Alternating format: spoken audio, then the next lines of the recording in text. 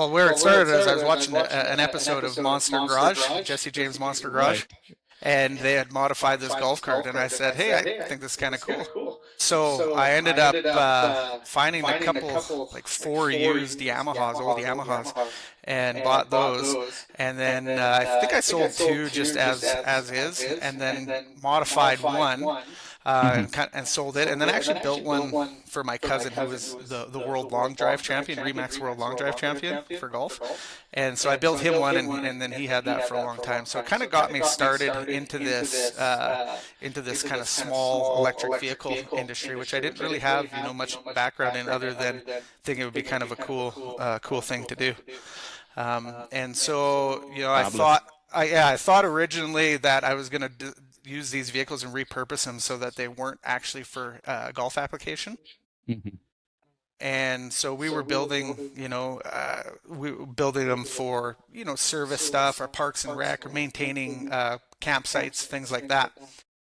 And then after I bought those four, I sold those fairly quickly, and I bought another 16 from a golf course that had gone bankrupt. Mm. And so I kind of did the same thing with those. And then what I found is we were able to actually sell these fairly quickly and efficiently. I said, well, there might be a market for this. So kind of in between the time that I sold my other companies, I started dabbling with this, and then seeing what the viability was for it. Then I got connected with Club Car, and I was working with them for quite a long time and just buying a bunch of their fleet return stuff. So stuff that was typically comes out of the golf course. Golf carts typically have a 3 or 4 year cycle as a golf vehicle, Mhm. and then they have to put these, depending on the size of the fleet, they have to go somewhere. So they have to be sold to dealers or customers or whatever, because these golf courses have 60 to 150 cars. Now the fleet's up, and those have to go somewhere. So that kind of had this market. So I did that for several years. And then in 2015, our rebuilding process was getting so involved that I said, you know what, I really need to get back to manufacturing. So then I started in 2015 designing what is still our NXT. And so I got started designing that, and then we released that vehicle in 2017.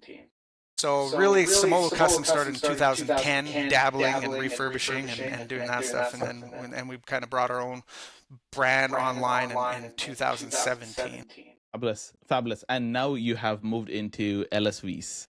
Yes, yeah, that's right. So again, when I first started, there was no real thought process of, hey, this is the end result. We're gonna build these LSVs and we're gonna drive them on the road and we're gonna sell them to Perlator. And it was like, hey, this is cool. It's electric. What can we do with these things, right? So in 2020 we got the approval for LSVs, and that took me 5 years to get that. So when I was from the onset of designing our new vehicle, I wanted to, kind of incorporate everything that customers were asking for us when we were customizing vehicles previously.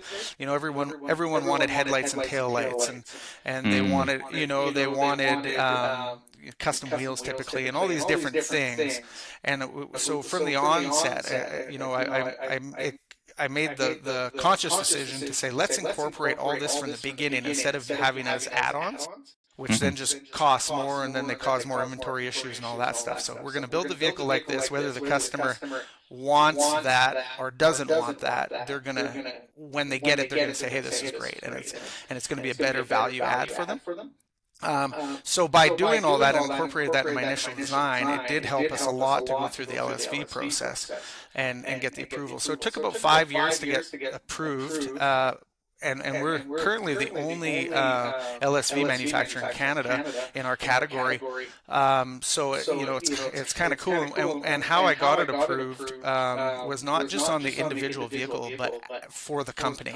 So what that means is we're an LSV manufacturer, meaning whatever we build, we can, as long as we meet those standards, we can build it out as an LSV. And so that's kind of interesting in itself, because we have to self-police, but we do get audits from Transport Canada, so it's in our best interest, obviously, to be building vehicles that meet those standards. 100%.